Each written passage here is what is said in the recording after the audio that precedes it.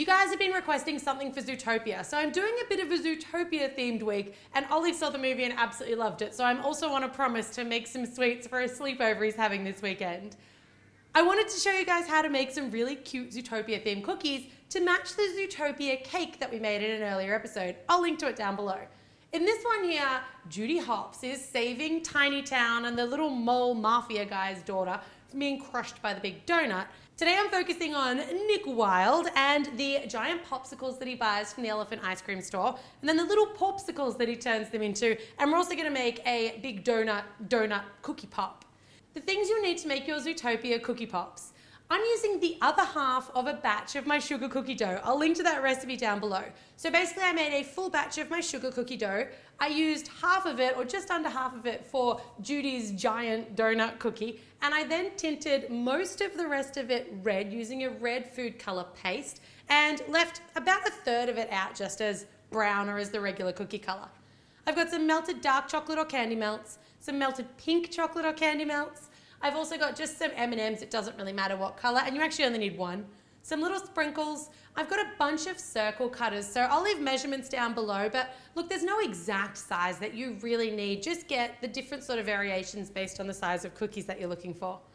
I've got a marker, it doesn't have to be edible, we're only going to use the end of it, and some popsicle sticks. And then for my tools, I've got a tray, some scissors, a little plastic wrap, a snap seal bag, a rolling pin, a sharp knife, and a little flour to roll my cookie dough out with. Let's get started. I see Nick is already on his first popsicle.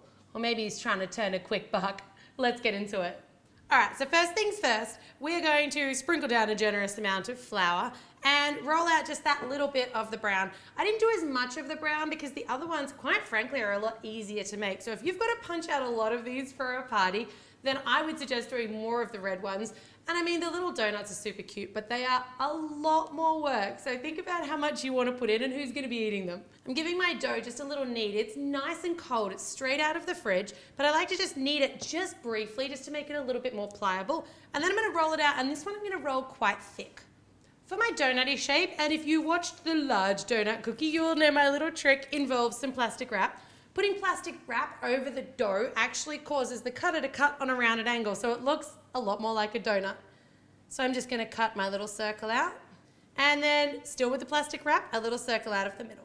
These cookie cutters, this is a 3/4 inch cookie cutter, and this one here is a 2.5 inch, but it's up to you how big you want your donuts to be. You can grab your tray and then one of your popsicle sticks, and I like to lay them onto the parchment and then just place the popsicle stick while supporting the cookie dough. So this is really nice and chilled, this cookie dough, which means it's not stretching out of shape too much, and it's really, really easy to maneuver around.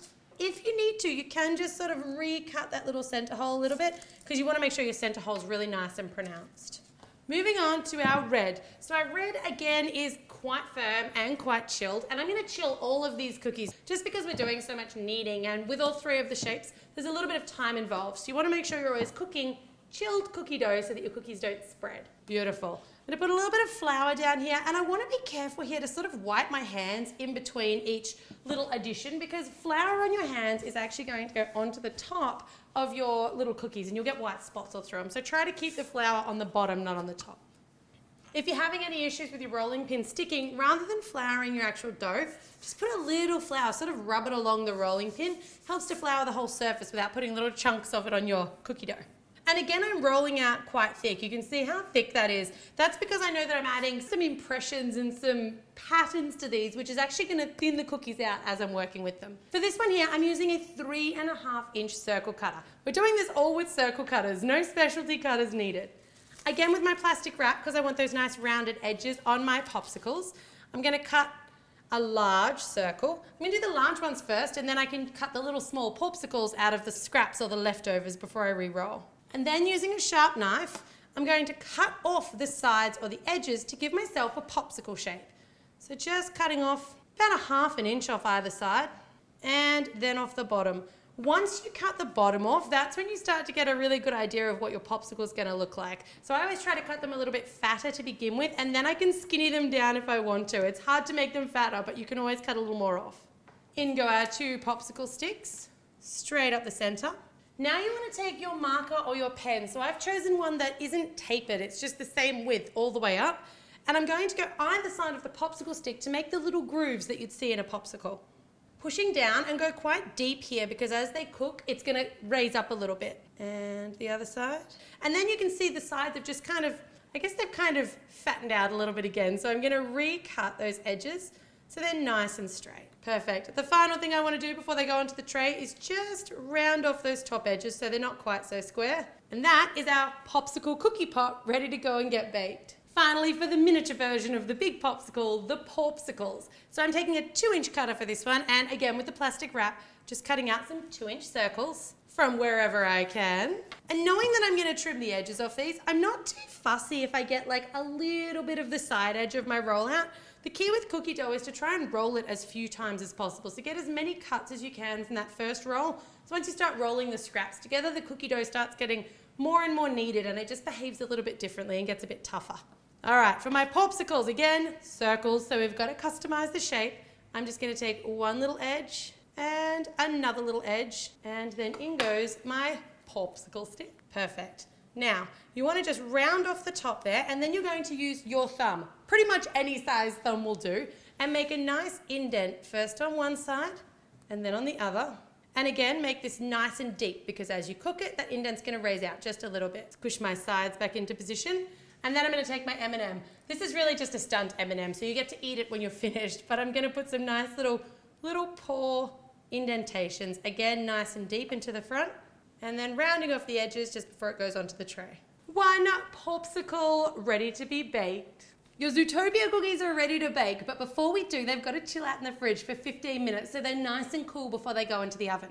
You put them into a moderate 175 Celsius or 350 Fahrenheit oven for 10 to 15 minutes, and you'll know they're done when they just start to color slightly darker around the edges. Once your cookies come out of the oven, you want to let them sit on the tray for about 5 minutes before transferring them onto a cooling rack and letting them completely cool. This is essentially it for your popsicle and your popsicle, but there's a little bit of decorating to be done on our donut cookies. Once you're happy that your cookie pops have cooled, you want to put your dark chocolate or your dark melts into a snap seal bag, and then I'm just going to cut off quite a fine tip, and then we're going to trace around the outside edge. Similar to the large cookie that I showed you in the last video, you want to just make like a nice wavy line and then still have little peaks of that nice light brown colored cookie coming through, so it looks like basically frosting on a donut. Once that one's completely covered, I'm going to tap it just on my hand. I don't want to shock it and I don't want to crack it, just to smooth it off. And then I'm going to place some little small sprinkles around just the outside edge and the inside edge so that I've got room to write my little logo. In the movie, it's like the giant donut sign off the top of a little tiny building, and it has the big donut. So we're going to write the big donut. When your little donut cookie is all set, it's time to put your pink candy melts into a snap seal bag, and again, snip off quite a fine tip because we're doing small lettering with this. So with my donut, I want to write the big across the top and donut across the bottom. So I'm going to start with the N in donut because that gives me a central point so that I don't kind of run out of room or have my donut word too far to the left or right. If you're more comfortable, you can use a piping bag, and like a #1 piping tip here, I'm pretty good with a snap seal bag. This is probably the fiddliest part because your letters are so small and you don't have a ton of space. But there you've got your donut popsicle, your popsicle, and your elephant popsicle, perfect for any Zootopia party. If you are throwing a Zootopia event, make sure you check out how to make the Zootopia cake, because I think between the cake and the cookie pops, we've pretty much got you covered. If you're not already subscribed to the channel, make sure you do for 2 new videos every week. And as always, guys, thanks very much for watching.